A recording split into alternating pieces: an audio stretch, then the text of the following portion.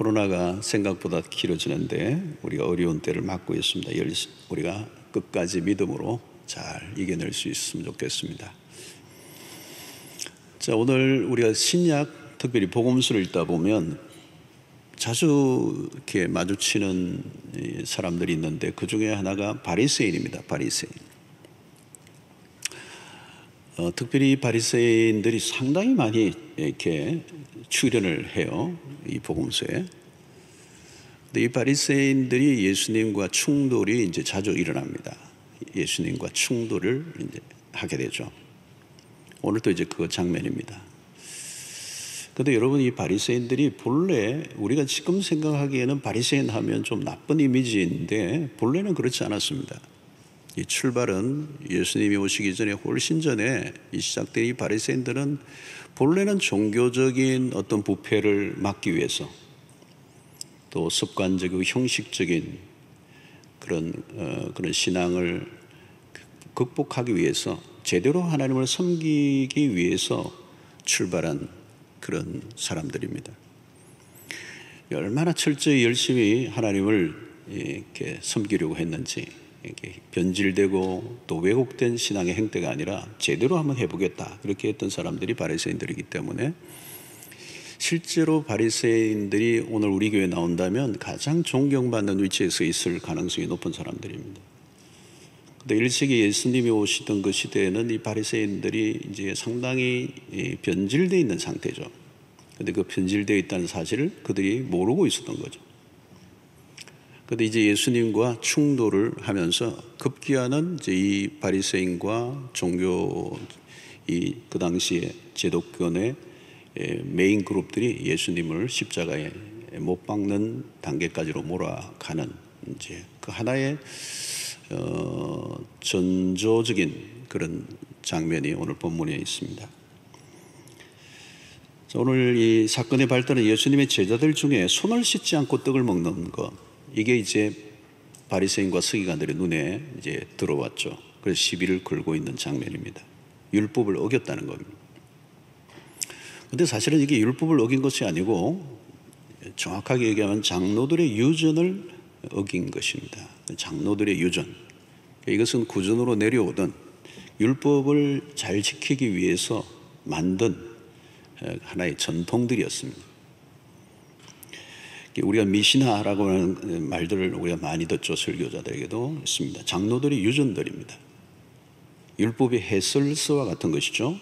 그래서 그 안에 청결에 관한 법만 해도 굉장히 조밀하게 아주 상세하게 정리를 해놓았습니다.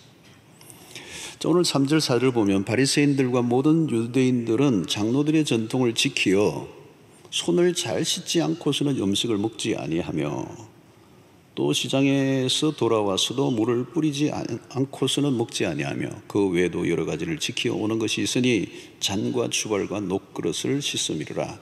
이 손뿐만 아니라 이렇게 잔, 그릇도 철저하게 이제 씻는 일을 했습니다. 유대인들은 이 씻는 것을 굉장히 중요하게 여기고 이 정결 예식이 이방인들과 구별되는 것으로 그들이 자부심을 느꼈던 겁니다. 처음에는 이 정결 예식이 건강을 위해서, 요즘 우리도 이 손을 열심히 씻죠, 여러분. 너무 열심히 씻고 있습니다. 이 건강 또 전염 이런 감염과도 연결이 되기 때문에 이제 해야 되죠. 근데 이게 이제 건강을 위해서가 아니라 이게 나중에는 종교적인 의식으로 변화되었습니다. 자, 그런데 이 바리새인들이 하는 행동을 우리가 좀 주목해 볼 필요가 있습니다. 이런 예수님과 제자들의 행동에서 책을 잡기 위해서 준비하고 있는 사람들이에요. 1절 2절을 보면 바리새인들과 또 서기관 중 몇이 예루살렘에서 와서 예수께 모여 들었다가 그의 제자 중 몇 사람이 부정한 손, 곧 씻지 아니한 손으로 떡 먹는 것을 보았더라. 여러분, 이 1절 2절의 이게 분위기를 보면 이들이 예수님께로 몰려왔어요. 온 목적이 뭐냐? 뭔가를 이제 붙잡기 위해서 불순한 의도를 가지고 모인 겁니다. 뭔가 잘못한 것이 있으면 책을 잡기 위해서. 그래서 오늘 5절에 보니까 이에 바리새인들과 서기관들이 예수께 묻되 어찌하여 당신의 제자들은 장로들의 전통을 준행하지 아니하고 부정한 손으로 떡을 먹나이까? 이 바리새인들은 손을 씻지 않는 제자들의 그 모습들을 보면 신이 났어요. 왜? 한 건 한 겁니다. 현장에서 물증을 확보하고 예수님에게 이제 공개적으로 질문을 던지는 겁니다. 그리고 민감한 주제를 가지고 예수님을 궁지로 몰아넣고자 하는 이 목적이 있었던 것입니다. 이 바리새인들이 예수님의 제자들의 잘못을 지적하지만 실제로는 예수님을 겨냥하고 있는 것입니다. 그리고 이 질문에는 날카로운 가시가 돋쳐 있습니다. 자, 이런 현상은 마가복음 앞부분에서도 이미 나와 있습니다. 마가복음 앞부분에서도 이미 예수님의 대적자들이 여기저기에서 이제 준비되어 있었고, 곳곳에 이 사람들이 이제 사람들을 심어놓고 예수의 일행을 관찰하고 있습니다. 이 당신들의 제자들이 왜 손을 씻지 않고 떡을 먹느냐? 이것은 갑자기 나온 어떤 행동이 아닙니다. 계속 호시탐탐 노리고 있었던 거죠. 자, 이게 여러분 바리새인들의 특징입니다. 바리새인들의 특징. 시선이 늘 다른 사람에게로 향해 있는 겁니다. 다른 사람을 비난하는 사람들, 그죠? 다른 사람을 잘 비난하는 사람들이 빠지는 오류가 있습니다. 그게 뭐냐면 자기 자신을 잘 모르는 겁니다. 시선이 타인에게 쏠려 있기 때문에 자기 자신을 보지 못해요.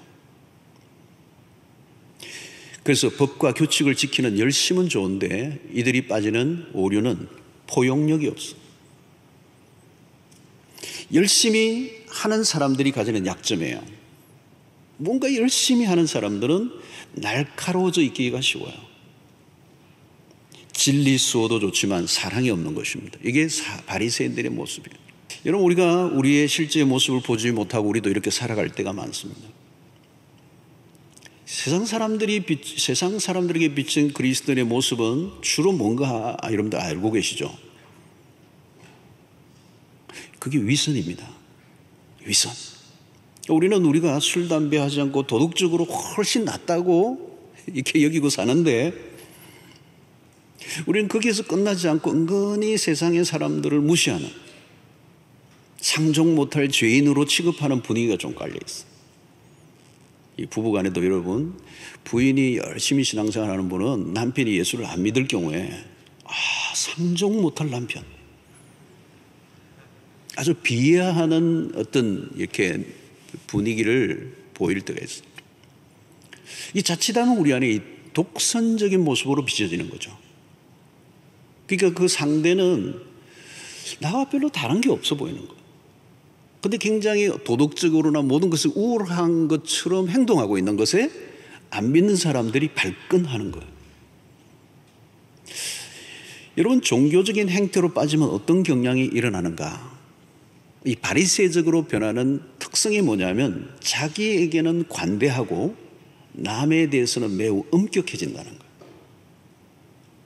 여러분, 이게 어떤 건지 여러분들 보셔야 돼요. 오늘 설교는 좀 힘든 설교입니다. 제가 서론에 지금 내가 그 얘기를 좀 해야 될 어려운 설교는 우리 모두에게 좀 힘든 설교입니다. 아멘 안 하셔도 됩니다. 여러분이 바리새인들은 왜 예수의 제자들의 모습을 비난하고 있는가? 여러분, 남들에 대해서 비난하는 사람들의 특징이 뭔가 하면 자기 의에 사로잡혀 있는 것입니다. 이 바리새인들의 특징이 뭐냐? 자기 의에 사로잡혀 있는 것입니다. 율법 준수에 열심인 사람들의 함정입니다. 자기 착각입니다. 자기 스스로에게 감동하는 거죠. 나는 달라. 특권의식, 우월의식, 영적 엘리트의식, 이상한 자신감. 여러분, 자기 자신에 대해서 과대 포장해서 만들어진 겁니다. 영적으로 가장 나쁜 정상입니다. 여러분, 우리가 처음 예수를 믿었을 때 어땠습니까? 나에게는 내세울 만한 어떤 의도 없다고 고백했습니다.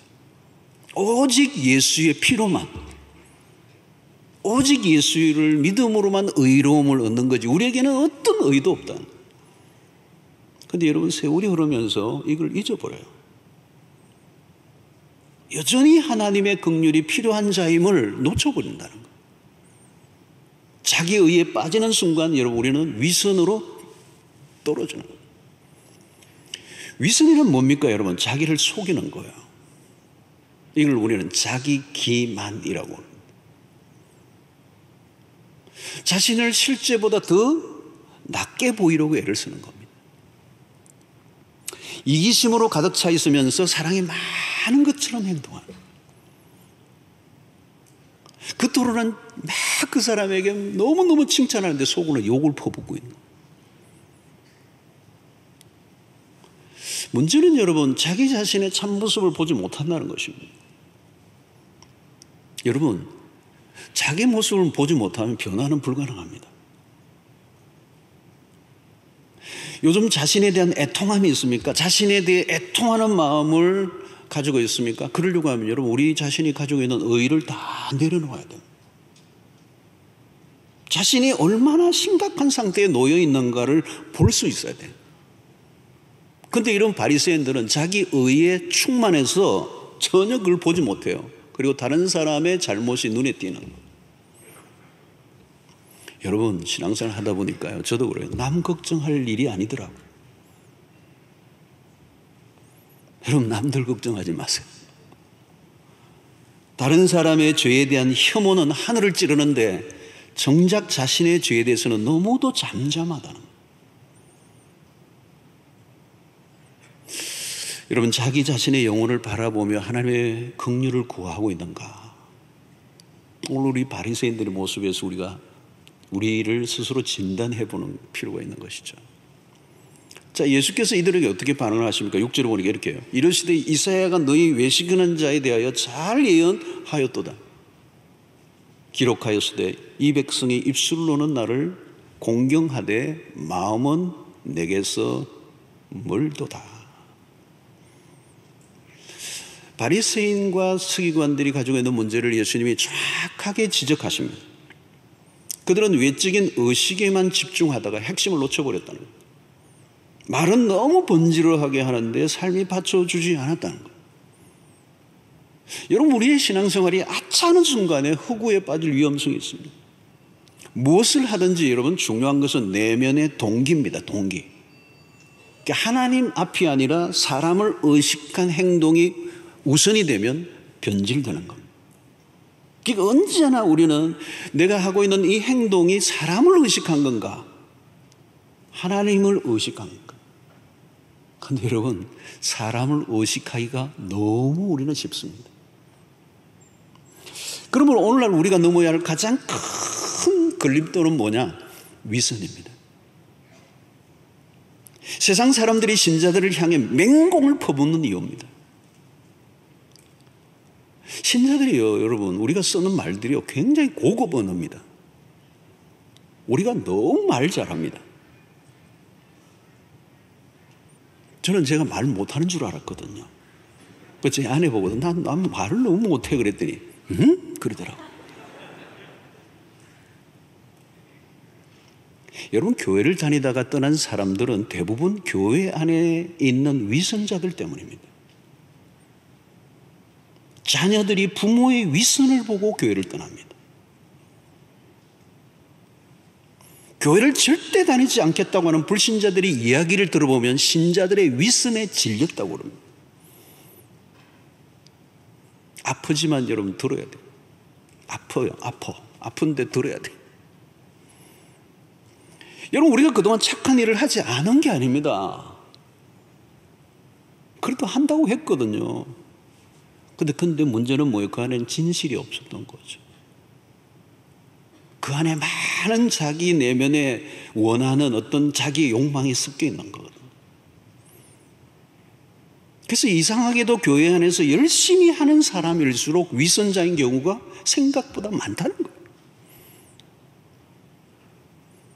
왜 이런 일이 일어났는가? 잘못된 열심 때문입니다. 여러분, 잘못된 열심은요, 안 하는 것보다 훨씬 더 나쁜 거예요. 자기 열심에 자기가 도취되는 겁니다. 자기 도취가 왜 무슨 것입니까? 자기의 참모습을 보는 일에 게을러져 있기 때문에요. 자기 모습을, 참모습을 보는 일에 게을러. 그럼 우리가 무엇을 하든지 동기를 물어보아야 합니다. 공적으로 비춰지는 모습은 매우 경건하고 하나님을 잘 섬기는 것처럼 보였는데 실제는 아니라는 거예요.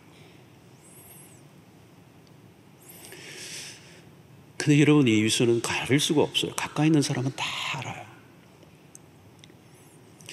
위선의 죄에 빠지기 가장 쉬운 사람은 뭐냐? 저와 같은 사람들. 제 주변에 있는 사람들이 저를 다 알 거예요. 혹시 좀 물어보세요. 저도 모를 거거든요. 남들보다 열심히 하고 앞서서 믿음 생활을 하고 있다고 생각하는 사람들이 위선. 초신자는 위선하지 않습니다. 예수 안 믿는 사람 위선하지 않습니다. 나 대놓고장에 고백합니다. 나 나쁜 놈이라고. 두 얼굴을 가지고 있는, 이 위선자의 내면에는 욕망이 있는 거예요. 자기 자신의 본래 모습보다 더 멋지게 보이고 싶어하는 욕망. 여러분, 말씀대로 살지 못하는 게 위선이 아닙니다. 말씀대로 살지 못하는데 사는 것처럼 보이는 게 위선.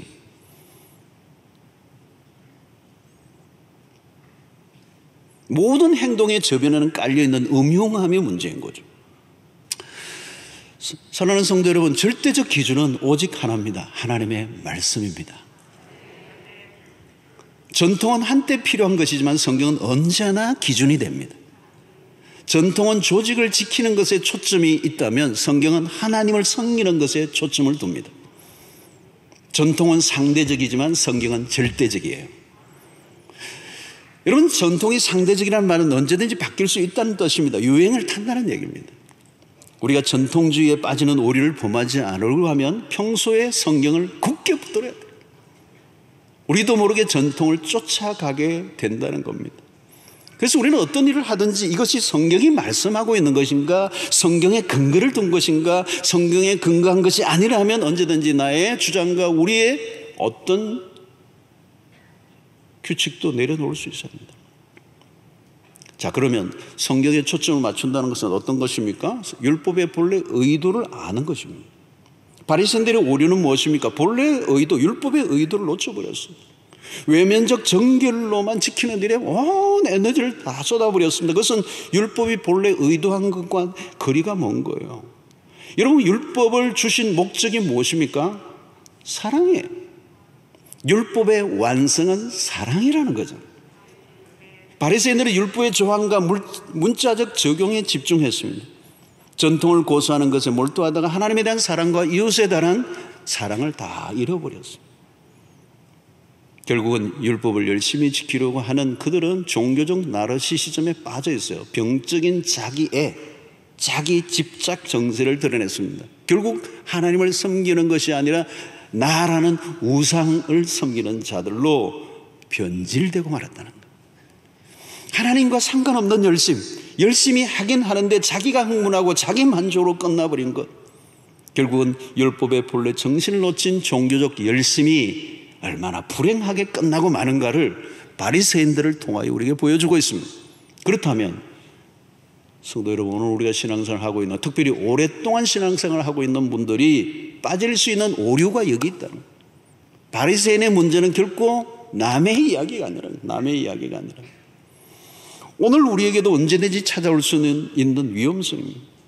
평생 동안 주님을 섬겼지만 하나님 앞에서 불합격 판정을 받는 일이 일어난다면 이것처럼 억울한 일이 어디 있겠습니까?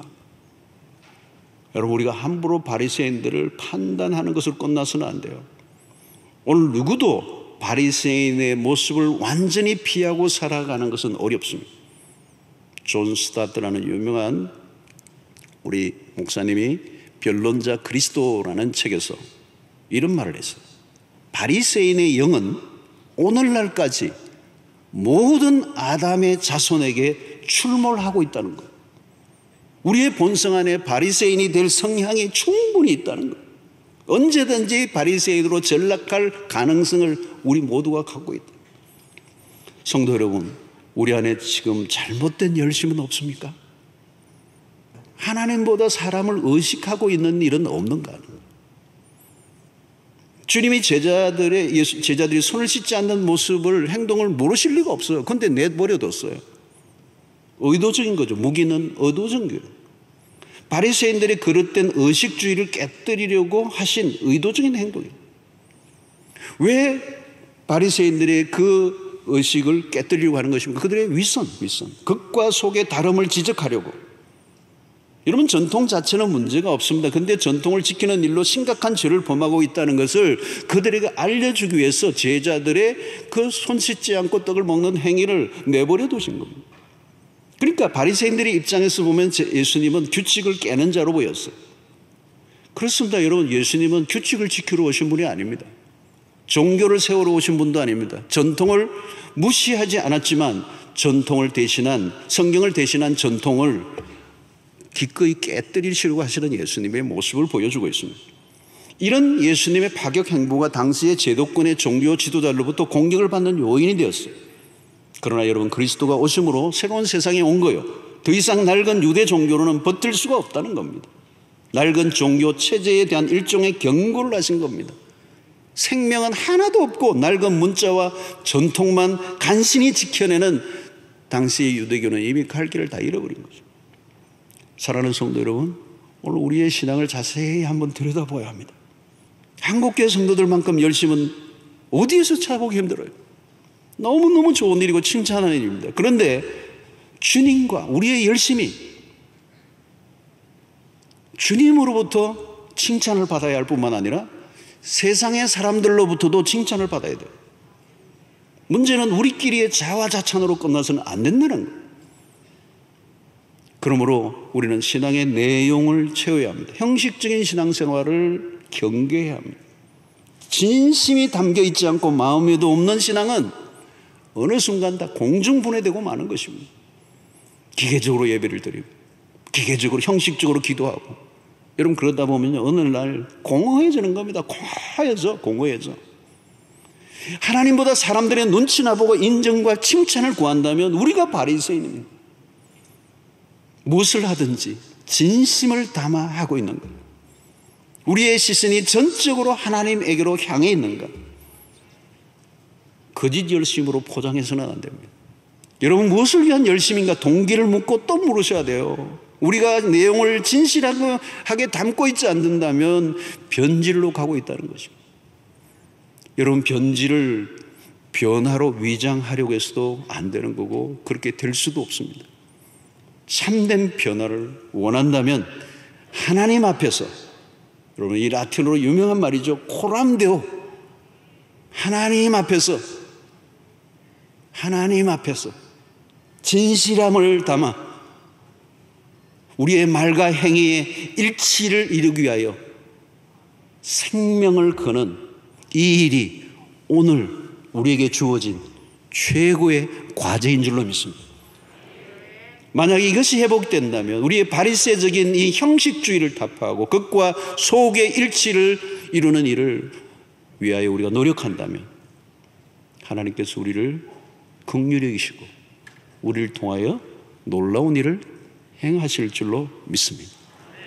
우리의 신앙의 허구에서 빠져나와 참된, 진실된, 진정한 말씀과 행위, 입에서 하는 말과 우리의 내용을 하나로 만드는 일에 생명을 거는 진정한 그리스도인으로 살아가는 여러분들 되시기를 바라고, 이게 우리의 힘으로 되지는 않아요. 근데 우리는 첫 번째부터 뭐예요? 내가 나를 속이는 것에서부터 벗어나는 작업. 하나님 앞에 우리의 자신의 벌거벗은 모습을 언제든지 끄집어 내놓고 주의 자비와 긍휼을 구하고 깨끗하고 담백하고 진실하고 진정한 그리스도인으로 세워져가는 여러분들 되시기를 바라고, 하나님 나는 안 됩니다. 도와주십시오. 성령의 은혜를 부어주십시오. 주께서 우리를 도우셔야 그 허구에서 벗어나 진정한 신앙인으로 살아가게 될 줄로 믿습니다.